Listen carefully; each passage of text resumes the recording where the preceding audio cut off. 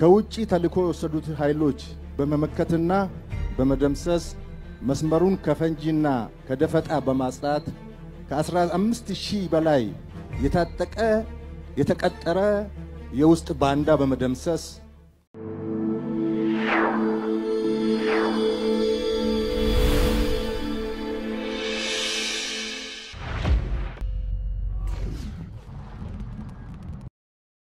አስራ 15000 ጦር ደምስሰናል ፊልድ ማርሻል ብርሃኑ እጅግ ፈትኖን ነበር ባሉት ቀጠና በተካሄደ ድምጽ አልባ ጦርነት ተደመሰሱ ያሏቸውን ተዋጊዎች ይፋ አድርገዋል ዝርዝር መረጃውን እንመለስበታለን ከትግራይ በኤርትራ በኩል ወደ ዱባይ ይሸጣል የሚባለው የወርቅ ኮንትሮባንድ እጅግ አስደንጋጭ ቁጥርን ይዟል የዋት ሰዎችና የትግራይ ጄኔራሎች ሚስጥራዊ ኔትወርክ እየዘረገፉ የሚገኙት የትግራይ ጊዜ አስተዳደር ፕሬዝዳንት ይፋ ያደረጉት ሚስጥር እንመለከታለን እንደዚሁም በጦር ቀጠና ውስጥ የሚገኙ የአማራ ክልል ነዋሪዎች ህይወትን እንዴት እየገፉት ነው የሚለውን ጉዳይም በዝርዝር እንመለከታለን ከነዚህ ባለፈ ሌሎች ጉዳዮችን በመረጃ ቅኝታችን ተካተዋል አክብሮታዊ ሰላምታችን በያላችሁበት ይድረስ የተወደዳችሁ ቤተሰቦች እንደናችሁ ለታይ መረጃ ቅኝቶቻችን አዳዲስና አነጋጋሪ ክስተቶች ተካተውበት ነው ጀምሯል በመግቢያችን ላይ ያዳመጣችኋቸውን አበይት ነጥቦች እንደሚከተለው በዝርዝር እንመለከታለን አብራችሁን ቆዩ ወደ ቀዳሚው ጉዳይ አመራን ኢማራ አፓርታማ ወጣ ማለት ሲያሻውት ምቹ ማረፊያ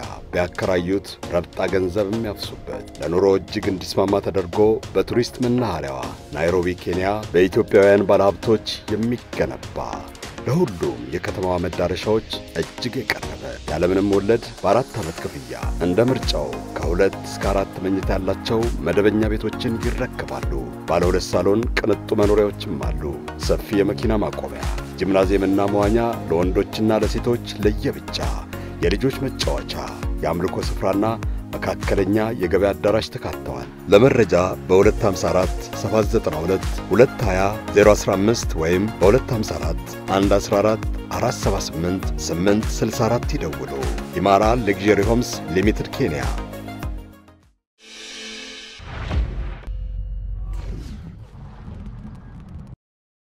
ከ15000 በላይ የታጠቀ የተቀጠረ የውስጥ ባንዳ በመደምሰስ 15000 ጦር ደምስሰናል ፊልድ ማርሻል ብርሃኑ ጁላ እጅግ ፈትኖን ነበር ባሉት ቀጠና በተካሄደ ድምጽ አልባ ጦርነት ተደመሰሱ ያሏቸውን ተዋጊዎች ይፋ አድርጓል የጦር ኃይሎች ጠቅላይ ኤታማዦር ሹም ፊልድ ማርሻል ብርሃኑ ጁላ ይህንን ያሉት የመከላከያ ሰራዊት ቀን በተከበረበት ወቅት ነው ፊልድ ማርሻሉ መከላከያ ባለፉት ዓመታት የተፋለማቸውን ቀጠናዎች የተዋጋላቸውን የኢትዮጵያ ብሔራዊ ጥቅሞች ሲዘረዝሩ በህዳሴ ግድብ ቀጠና የተከናወነውን ትንቅንቅ አያይዘው ጠቅሷል ግድቡ ኢትዮጵያ በተፈጥሮ ሀብቷ የመልማትና ከድህነት የመውጣት ፕሮጀክት ብቻ ሳይሆን የህልውና እንደዚሁም የብሔራዊ ጥቅም ጉዳይ ነው ያሉት ኢታማዦር ሹሙ ይህንን የሚገነዘቡ ታሪካዊ ጠላቶቻችን ዘርፈ ብዙ ጫናዎችን ሲያሳድሩብን ኖረዋል ባይ ናቸው በመግቢያችን ላይ እንደሰማችሁትም የውጭ ጠላቶች ግድቡ እንዳይገነባ በታቀደለት ጊዜ ተጠናቆ ለህዝብ አገልግሎት እንዳይሰጥ የሀገር ውስጥ ባንዳዎችን ቀጥረው አሳልፈውብን ነበር ብሏል ከመሃል ሀገር ወደ ጉባ መተከል ዞን ቤኒሻንጉል ጉሙዝ የሚወስደው መስመር እንዲዘጋ ቀጠናው በፈንጅ እንዲታጠርና ለግድቡ ግብዓት የሚሆኑ የሲሚንቶ ተርባይን እንደዚሁም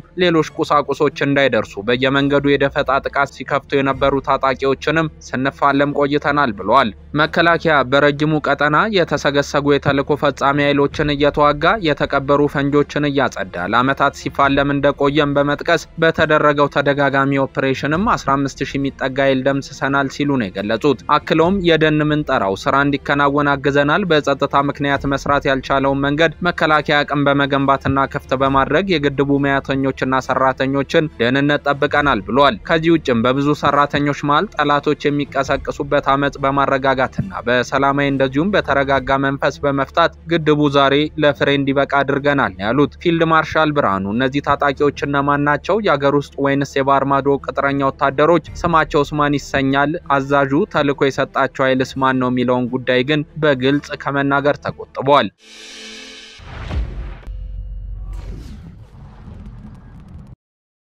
የዕለቱ የመረጃ ቅኝታችን እየተደመጠ ነው የሚገኘው። ወደ ሌላኛው ጉዳያችን ስናልፍ ከትግራይ በኤርትራ በኩል ወደ ዱባይ ይሸጣል የሚባለውን የወርቅ ኮንትሮባንድ ጉዳይ እጅግ አስደንጋጭ ቁጥርን ይዟል። የዋት ሰዎችና የትግራይ ጄኔራሎች ሚስጥራዊ ኔትወርክን እየዘረገፉ የሚገኙት የትግራይ ጊዜያዊ አስተዳደር ፕሬዝዳንት ይፋ ያደረጉትን ሚስጥር እናስከትል። እንደ ሪፖርተር ዘገባ ከሆነ የክልሉ ጊዜያዊ አስተዳደር ፕሬዝዳንት ጌታቸው በትግራይ በህገወጥ መንገድ እየወጣ ያለው ወርቅ ህጋዊውን 4 እጥፍ እንደሚበልጥ ተናግሯል።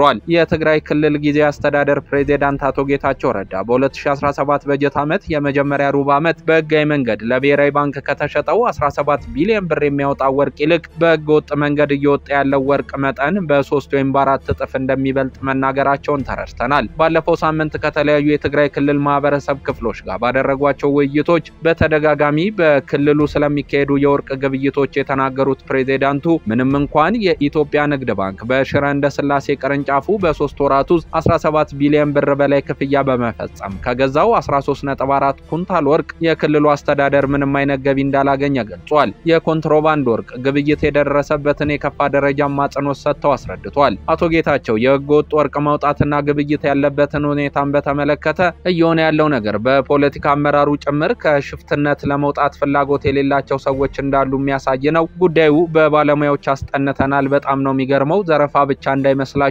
አዲያቦ አስገደ ብትሄዱ በጣም ብዙ ተራሮች እየታረሱ ነው። አርሶ ትንሽ ማገገም ጀምሮ የነበረው ህዝባችንም ወርቅ ለማውጣት ጥቅም ላይ በሚውሉ ኬሚካሎች በሬና ፍየሎቹን እያጣ ነው ብለዋል። ፕሬዝዳንቱ በኮንትሮባንድ ዘርፉ የተሰማሩ አካላትን በተመለከተ ማብራሪያ ሰጥተዋል። በራሳችን መዋቅር ውስጥ ያሉ ረጅም ኔትወርክ ያላቸው ሰዎች እዚህ ውስጥ ተሳታፊ እንደሆኑ እናውቃለን። ግዙፍ የወርቅ ማውጫ መሳሪያዎችን ከውጭ አስገብተው ህገወጥ ተግባር ላይ ተሰማርተዋል። ይህንን በማድረግ ፋንታ ሰራዊቱ ልብሱን የሚቀየርበትና ቀለቡ የሚሟላበትን ሁኔታ ብንፈጥር መልካም ነበር። ይህን ለማድረግ ብንጥር እንቅፋቶቹ ብዙ ናቸው ሲሉም ተናግሯል። በተጨማሪም ችግሩን ለመፍታት አንድ ግብረ ኃይል ተቋቁሞ ሙሉ ለሙሉ ወደ ስራ ቢገባም የኮንትሮባንድ ዘርፉን ለማስቆም አስተዳደሩ እጅግ መቸገሩንና የክልሉ ህዝብ በጉዳዩ መማረሩ ተገልጿል። በትግራይ ክልል ተባብሶ በቀጠለው የወርቅ ኮንትሮባንድ ንግድ ከውጭ የመጡ አካላት ጭምር እየተሳተፉበት መሆኑንም ጠቅሷል። ፕሬዝዳንቱ ከህዝብ ምሬት በላይ ደግሞ ዓለም አቀፍ ወንጀል ነው፣ በየትም በኩል እንደመጡ ማይታወቁ ቻይናውያን፣ ስዊድናውያንና ሌሎች የውጭ ዜጎች እዚህ ህገወጥ ተግባር ላይ ተሰማርተዋል። መሬታችን በጣም እየተቆፈረ ነው፣ ሌላኛው የህልውና ስጋት ሆኖብናል ብሏል። የኮንትሮባንድ ንግዱን ማስቆም ባለመቻሉ በጄኔራሎች ላይ ወቀሳ ሲቀርብ መታዘባቸውን የገለጹት አቶ ጌታቸው ኮንትሮባንዱን ለማስቆም ስለተቋቋመው ቡድን ስለአጠቃላይ ሁኔታውን ምላሽን ሰጥቷል። በዚህ ረገድ ሰራዊታችን ይህንን የማስቆም ኃላፊነቱን እንዲወጣ ጠንካራ የሰራዊት አመራሮች በግብረ ኃይሉ እንዲካተቱም ተደርጓል። የሰራዊት አመራሮች አሉበት እንደተባለው ሁሉ የፖለቲካ አመራሮችም አሉበት። ነገር ግን በጅምላ የሰራዊት አመራር የሆኑ ጄኔራሎች ብቻ ሲወቀሱ እያየን ነው። ይህ ተገቢ አይደለም። በዚህ ህገወጥ ተግባር ላይ የሚሳተፍ ማንኛውም አካል ያለ ምንም ማንገራገር ልንታገለው ይገባል ብሏል።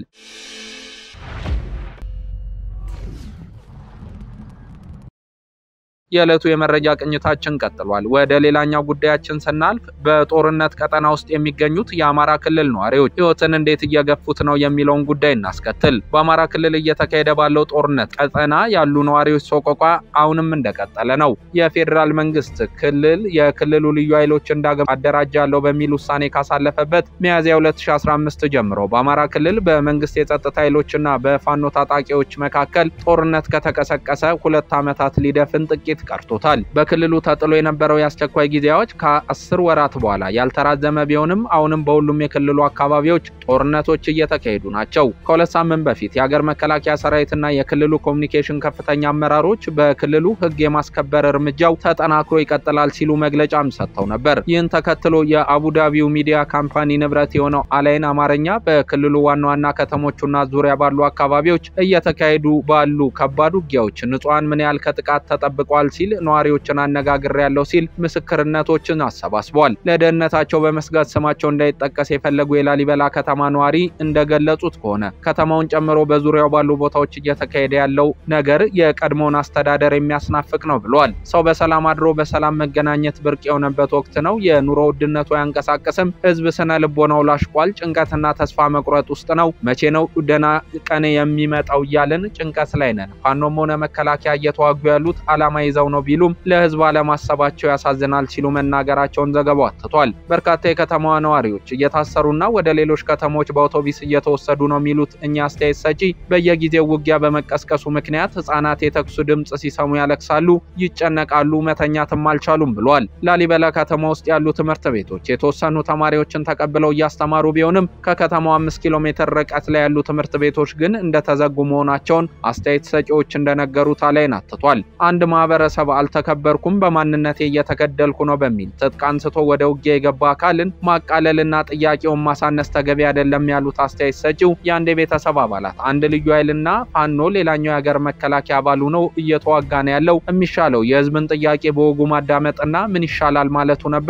መንግስት ብዙ ኃላፊነት ነበረበት፣ ነገር ግን የጎረምሳ ስራ እየሰራ ነው ሲሉም አክሏል። አስተያየት ሰጪው አክለውም ላሊበላ ከተማ በጎብኚዎች ስትጨናነቅ የነበረችና በቀን ከ3 ጊዜ በላይ በረራ ይደረግባት የነበረች ከተማ ነበረች። አሁን ላይ በጦርነቱ ምክንያት ሙሉ ለሙሉ ጎብኚዎች መምጣት ካለመቻላቸው ባለፈም ባለ ሆቴሎች እየለቀቁና ወደ ሌሎች ከተሞች እየተሰደዱ መሆናቸውን ተናግረዋል። ስራ ማጣቱ፣ እስርና ድብደባ የተለመደ ቢሆንም ማንነታቸው ባልታወቁ ሰዎች የሚፈጸመው እገታ አሳሳቢ ሆኗል ያሉት ደግሞ የባህር ዳር ከተማ ነዋሪ የሆኑት ሌላኛው አስተያየት ሰጪ ናቸው። በቀበሌ 4 እንደሚኖሩና ስማቸው እንዳይጠቀስ የፈለጉኝ የከተማው ነዋሪ እንዳሉት እገታን በመፍራት አቅም ያላቸው ሰዎች ወደ አዲስ አበባ እየተሰደዱ ነው። አጋቾች በአንድ ሰው እስከ 6 ሚሊዮን ብር እንዲከፈላቸው እየጠየቁ ነው ብለዋል። ስራ ካቆምኩ 1 ዓመት አለፈኝ የሚሉት አስተያየት ሰጪው ቤተሰቤን ለመመገብ የማደርገው ጠፍቶኛል፣ የኑሮ ውድነቱ ሊገለን ነው፣ ለምን ሰላም እንደማይሰፍን ሳስብ ነገሩ ያበሳጫል ማለታቸውንም ዘገባው አስፍሯል። ሌላኛው አስተያየት ሰጪ በምስራቅ ጎጃም ዞን ስር ካሉ ወረዳዎች አንዷ በሆነችው እናርጅና ውጋ ወረዳ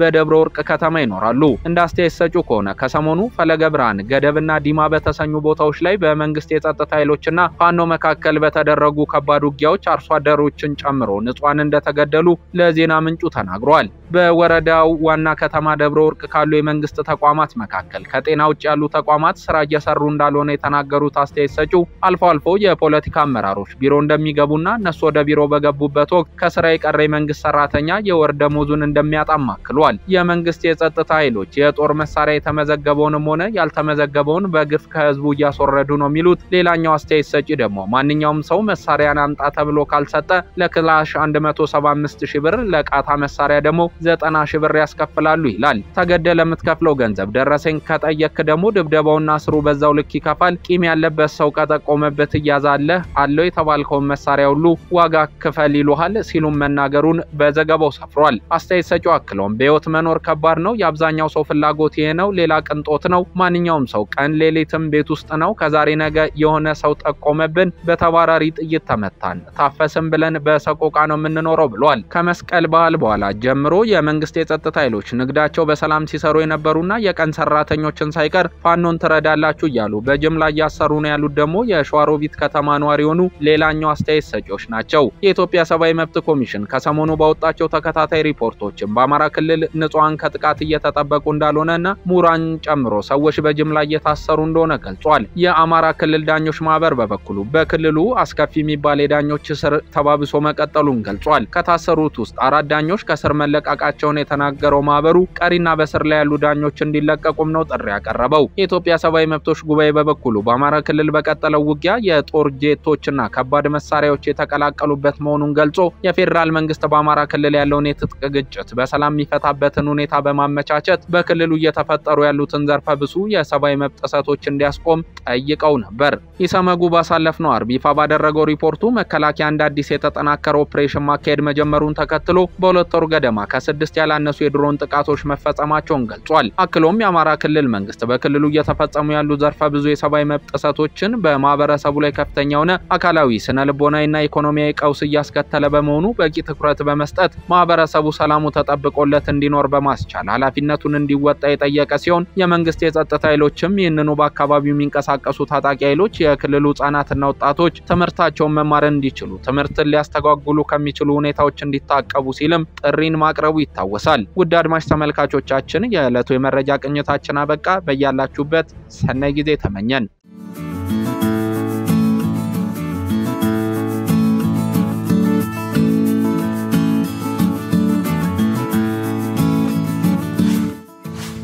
ሸገር ታይምስ ሚዲያን ሰብስክራይብ በማድረግና ደወሉን በመጫን ይከተሉን።